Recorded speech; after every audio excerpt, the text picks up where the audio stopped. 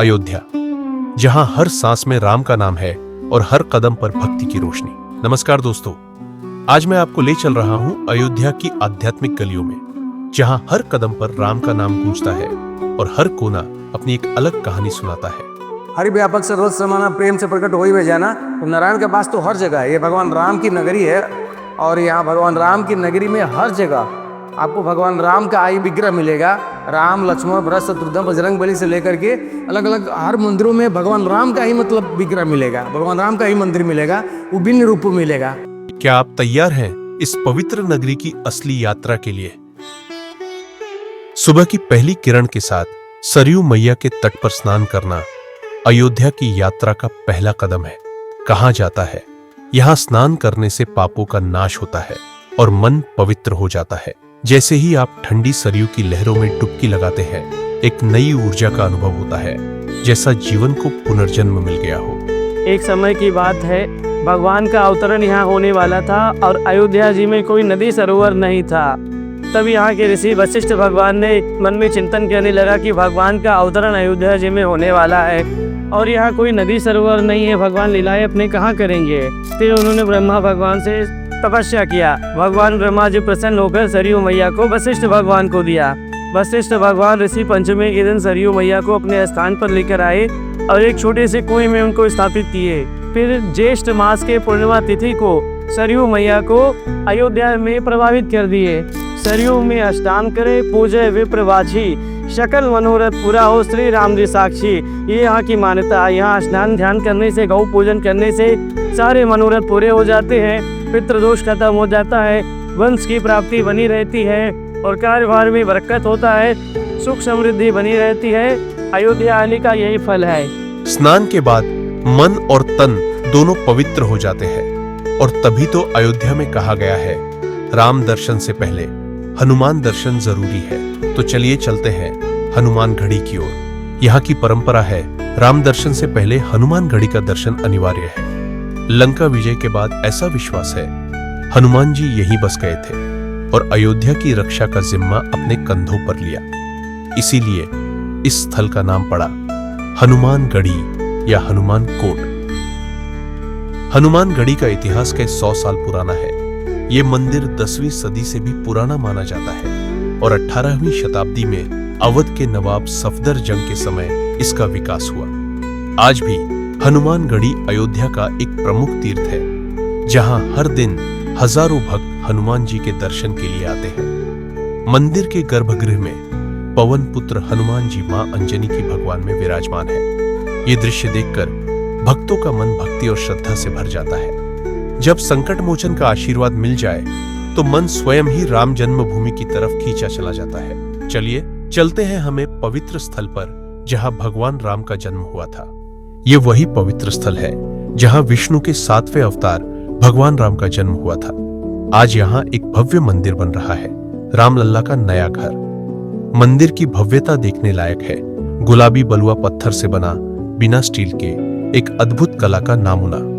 और इस गंगा दशहरा के पवित्र दिन राम मंदिर अपने संपूर्ण रूप को प्राप्त कर रहा है, क्योंकि पहले तल का निर्माण पूर्ण हुआ है और राम दरबार की प्रतिमाएं स्थापित हो रही हैं। ये अवसर अयोध्या के इतिहास में एक नए युग का आरंभ है।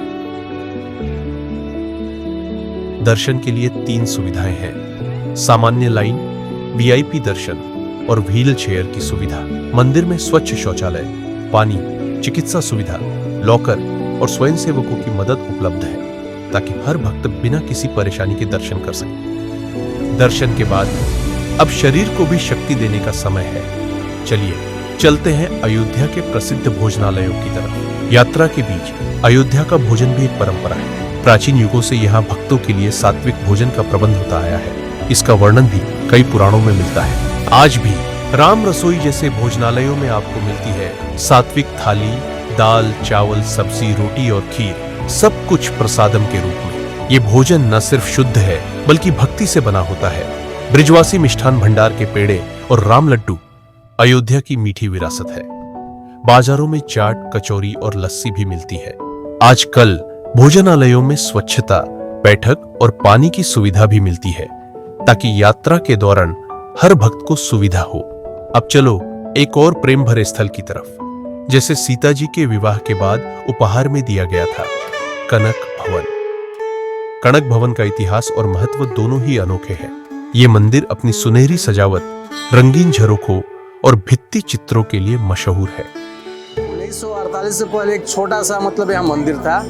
1948 में इसको भव्य रूप बनाया गया। टीकमगढ़ के जो राजा थे, उन्हीं के वंश के लोगों ने इसको बृहद रूप दिया। कनक बिहारी जी और कनक बिहारिणी जू यानी माता सीता और भगवान श्री राम का मंदिर इसमें बनाया गया, जो कि बहुत ही भव्य और विशाल 1948 में बनाया गया। और ये कनक बिहारी जू का मतलब ये है कि भगवान भी यहाँ कनक मतलब सोना होता है, और सोने से सुसज्जित यहाँ पे मूर्तियाँ जो मिलेगी आपको मिलेगी। बस कुछ कदम दूर चलो, जहाँ रामायण की कहानियों का जन्म हुआ, दशरथ महल। दशरथ महल का इतिहास रामायण से जुड़ा है।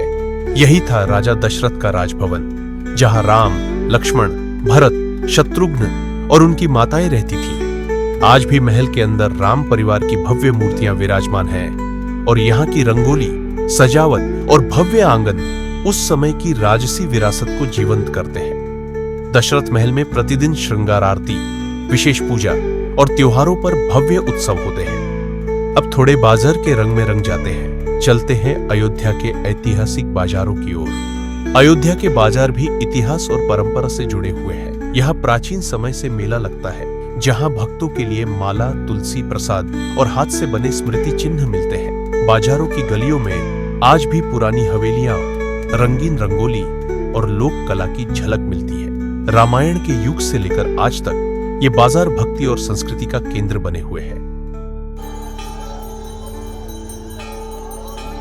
शाम के वक्त एक ही जगह दिल को खींचता है, सरयू आरती और लता मंगेशकर चौक। सरयू आरती का इतिहास भी प्राचीन है। कहा जाता है कि यहाँ रामायण काल से ही सरयू मैया की पूजा होती है। सरयू के तट पर हर शाम दीप जलते हैं, शंख बजते हैं और भक्तों की आरती सरयू की लहर से मिल जाती है।